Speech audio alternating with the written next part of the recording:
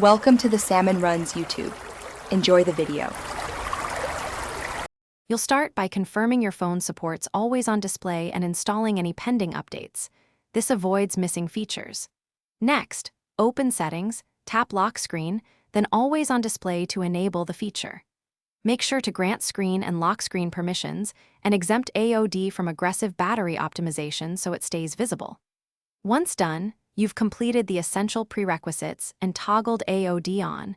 Now move into customization for brightness, clocks, and app notifications to make it useful. Now you'll customize what appears and why each choice matters. Select a clock style and any widgets, digital or analog, because simpler displays use less power. Next, pick which app notifications to show and toggle sensitive content off for privacy.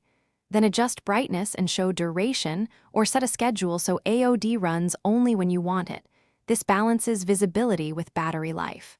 Once configured, test by locking the phone and checking legibility at typical viewing angles and ambient light.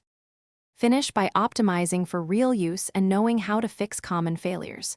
You should test AOD in low and bright light. If it's too dim, raise brightness or change the clock style to higher contrast elements.